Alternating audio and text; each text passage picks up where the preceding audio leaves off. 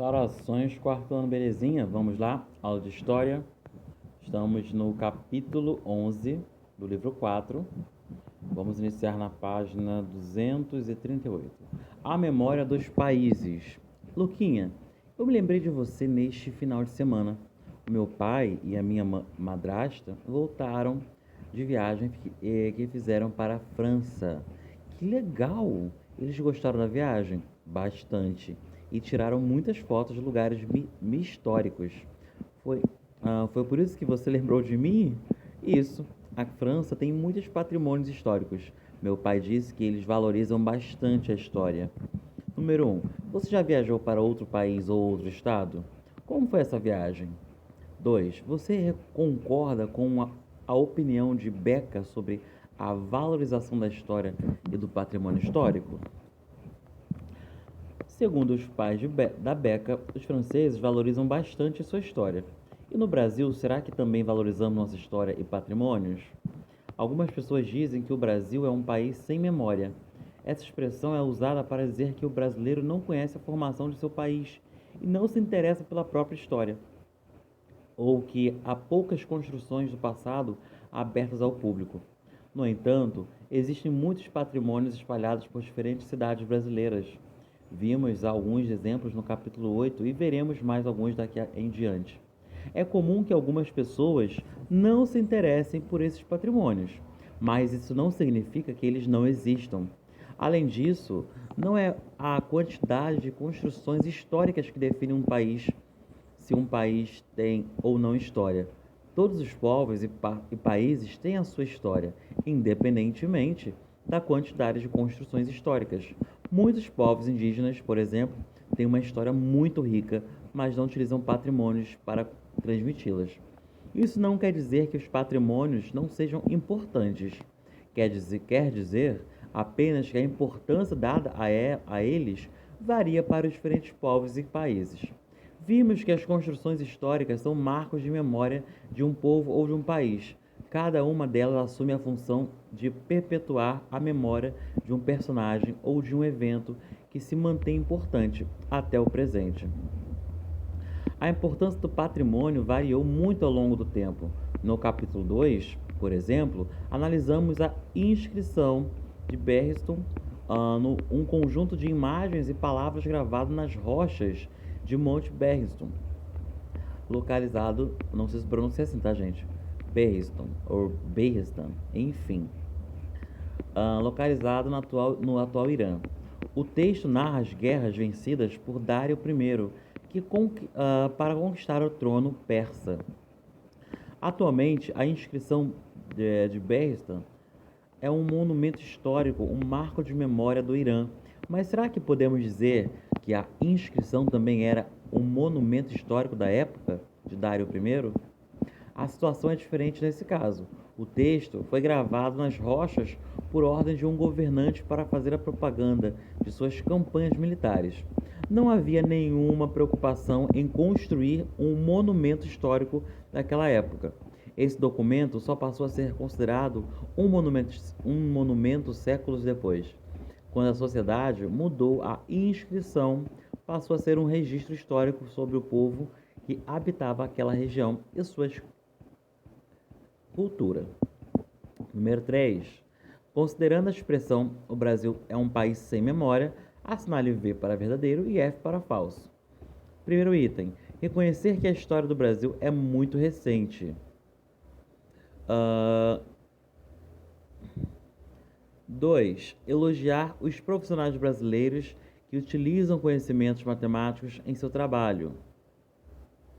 Então, considerando a expressão o Brasil é um país sem memória, vamos colocar F ou V, tá? Vamos lá. Condenar um possível desprezo de um brasileiro pela história de seu país. Denunciar a pouca importância que o Brasil pode dar aos monumentos históricos. Vamos lá, o que você acha que é certo, o que você acha que é errado, marca aí. 4. Considerando a inscrição de Berristan,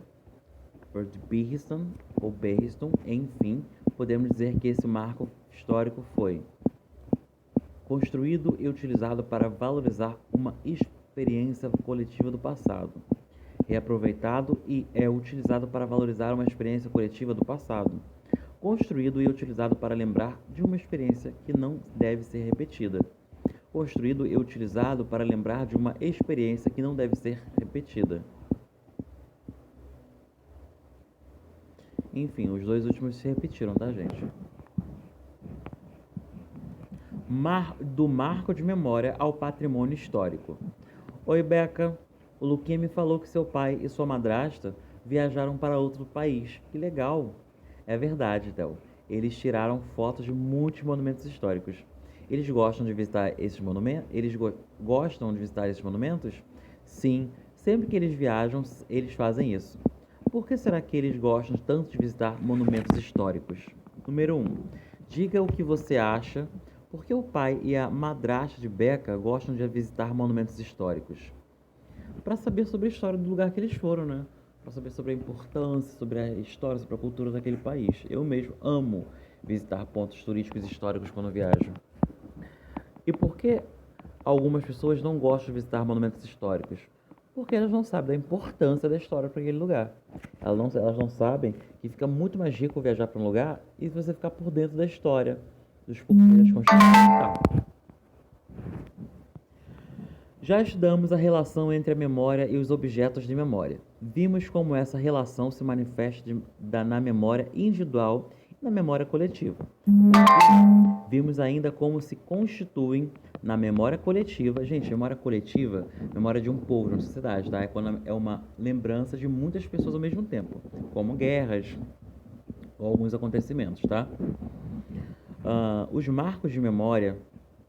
Agora vamos entender a relação entre um marco de memória e um patrimônio histórico.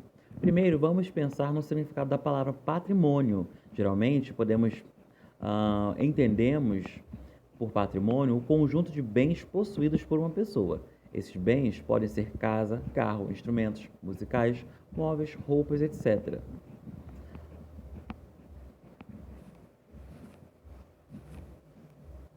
Vamos lá.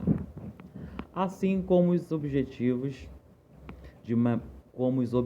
de memória, o patrimônio pode ser individual ou coletivo. Os itens que mencionamos na página anterior são exemplos de patrimônio individual, embora pertençam a uma pessoa. Elas podem ser repassadas para outros indivíduos como uma herança, mas sempre há um caráter pessoal. Veremos agora algo um pouco diferente disso, o patrimônio coletivo. O melhor caminho, ou seja, o patrimônio individual é um carro, uma casa, são roupas, são patrimônios, são pertences seus, tá? Agora, o patrimônio, né, coletivo pertence a um povo, a uma sociedade toda. O melhor caminho para entendermos o patrimônio coletivo é pensar nos marcos de memória, que são o patrimônio de uma coletividade histórica. Assim como o patrimônio individual, o patrimônio coletivo também pode ser transmitido, mas de uma maneira diferente. Ele é passado de uma coletividade para outra, de modo a registrar aspectos de diferentes épocas. O patrimônio coletivo, também chamado patrimônio histórico, é transmitido a todas as gerações futuras após sua fundação. Todos se tornam donos dele, mas, ao mesmo tempo, ninguém pode agir como se fosse um patrimônio individual.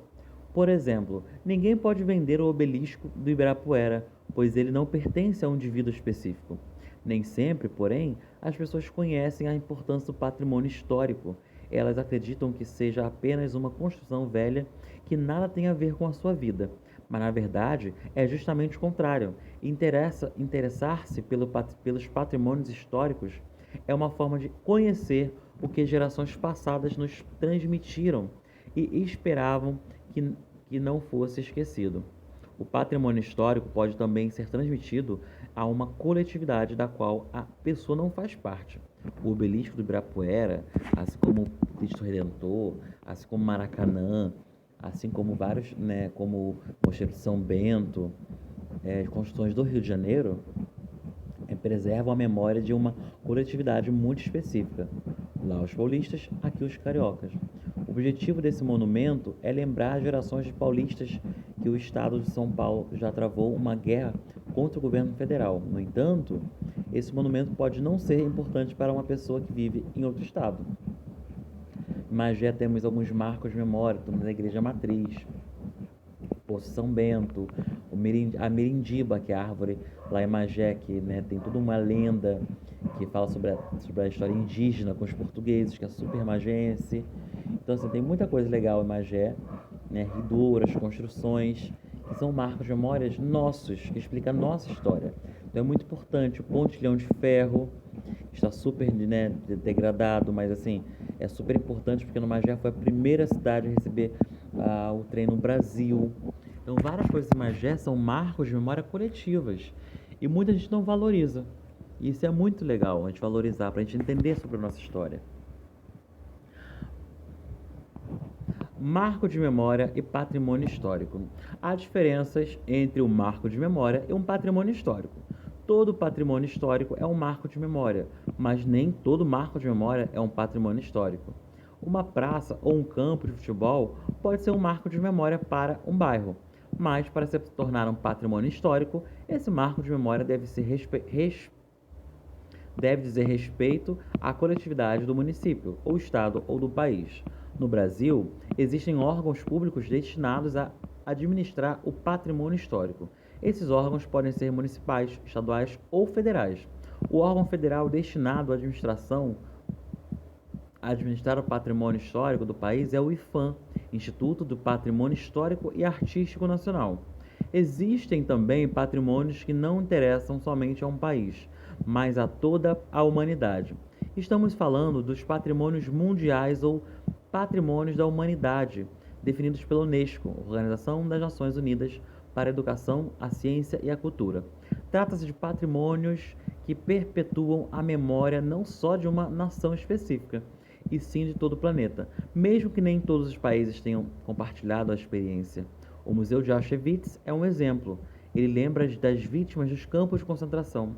Essa experiência foi tão intensa e dolorosa que se tornou um marco do que não deve ser repetido em nenhuma época ou lugar do mundo. Por isso, tornou-se um patrimônio da humanidade. Os patrimônios históricos, lembrando, gente, que o Cristo Redentor, tá, também foi tombado como patrimônio mundial, ou seja, o nosso Cristo Redentor do Rio de Janeiro, ele é tido como patrimônio da humanidade. Os patrimônios históricos e culturais são, portanto, um modo de transmitir às gerações aquilo que não pode ser esquecido. Visitar um patrimônio, conhecê-lo e divulgá-lo é uma maneira de manter viva a memória de sua cidade, de seu país e da humanidade. Número 1. Qual é o significado de patrimônio? Então já lemos aí sobre o significado de patrimônio. Você vai agora olhar nas questões abaixo e marcar a correta.